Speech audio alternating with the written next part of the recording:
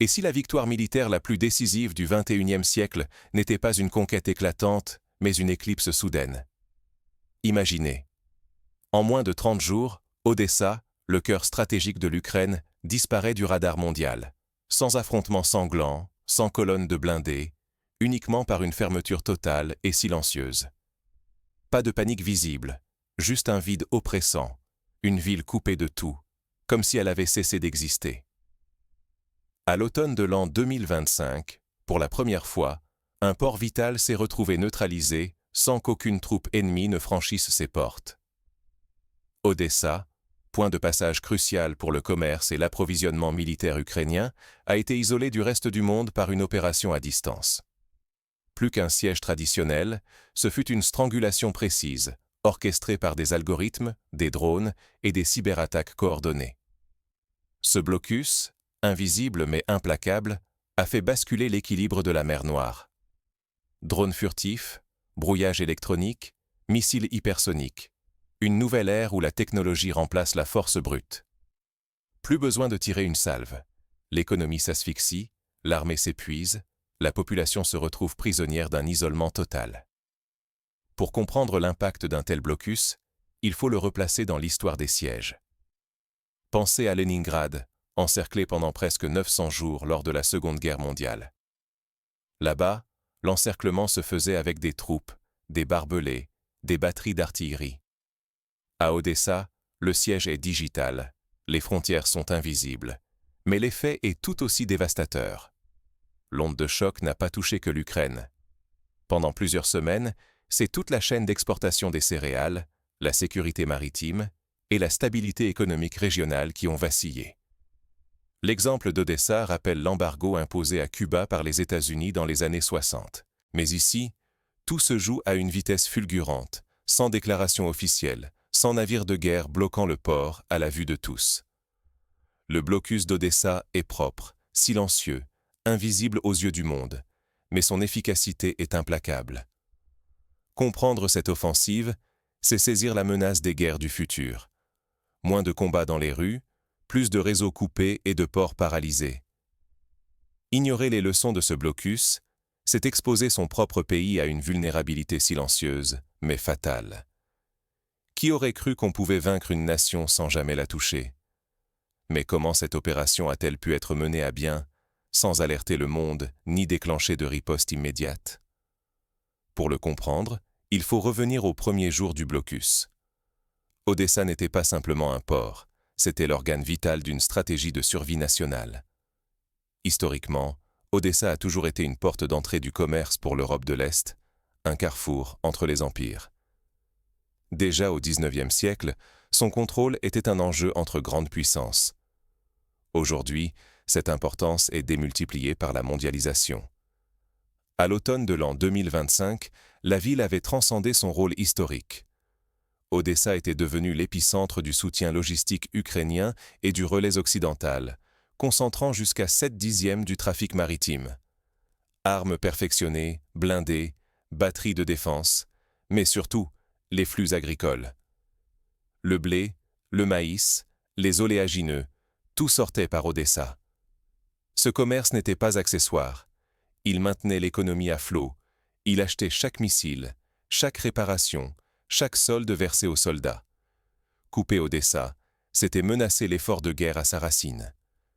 Pour donner un exemple concret, en 2024, plus de 40 millions de tonnes de céréales sont passées par ce port, alimentant non seulement l'économie ukrainienne, mais aussi les marchés du Moyen-Orient et de l'Afrique du Nord.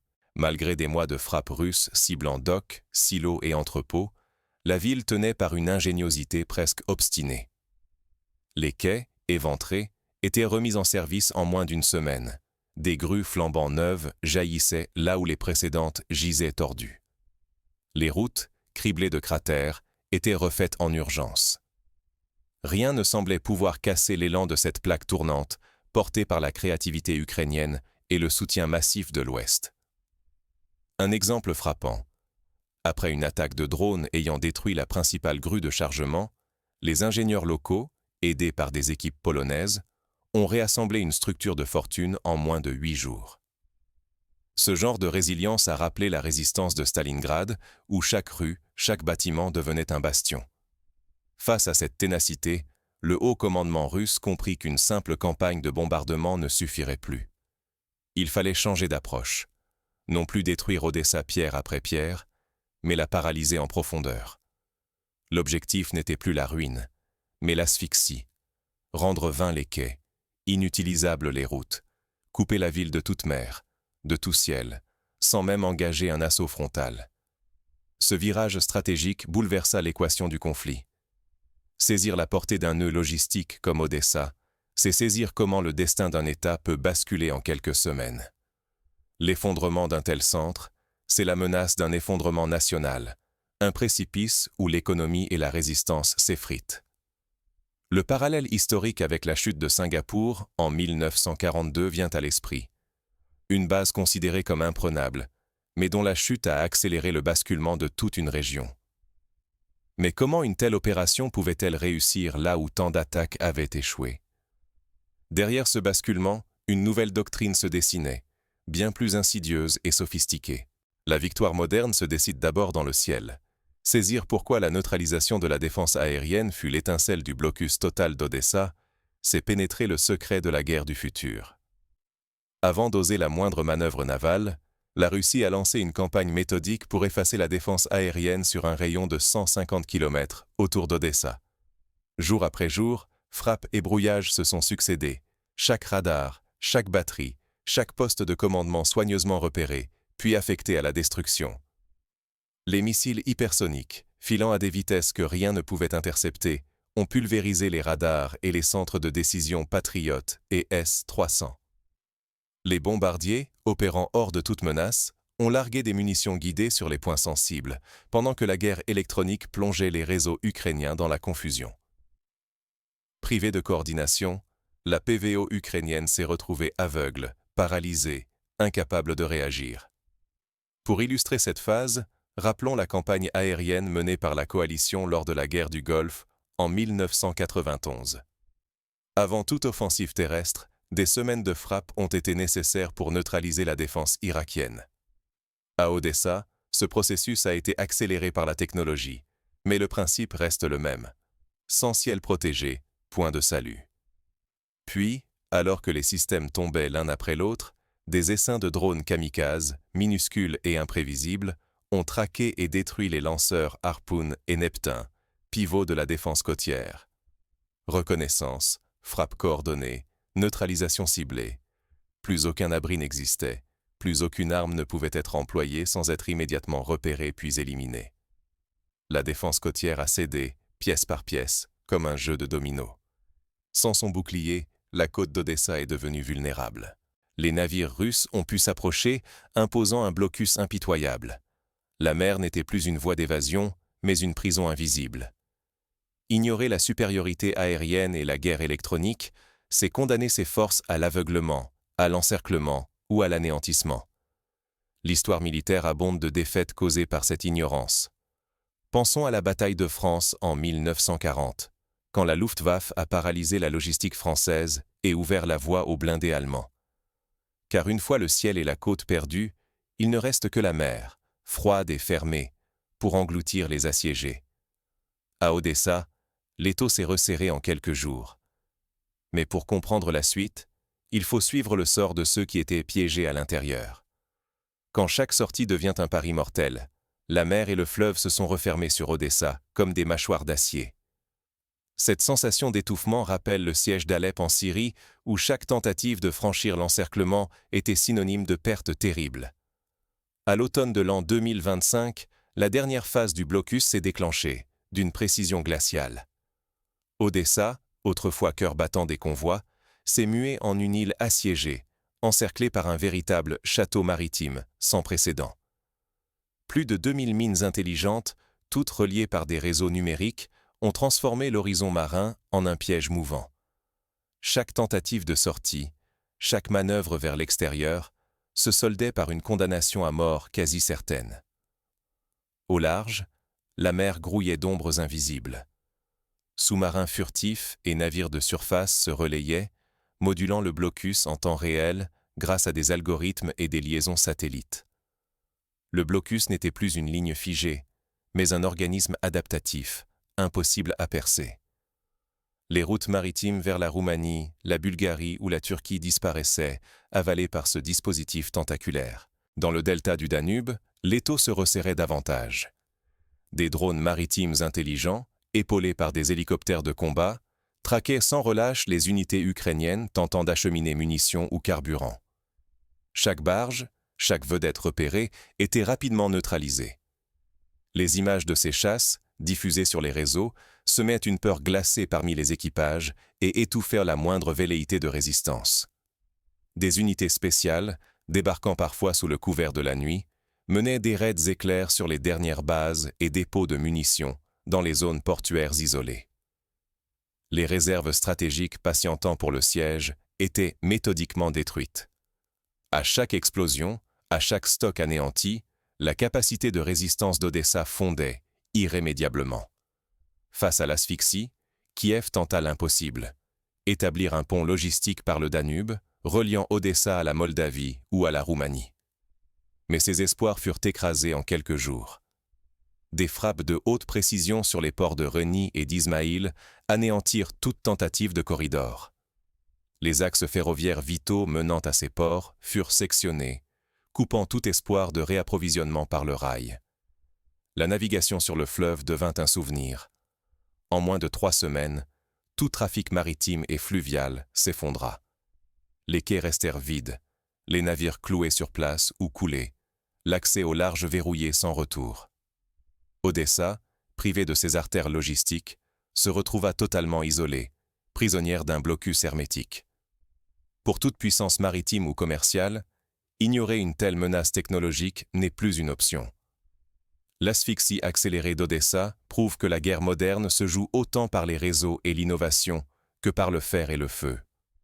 La moindre faille de préparation peut coûter des années de croissance, voire l'indépendance d'une nation.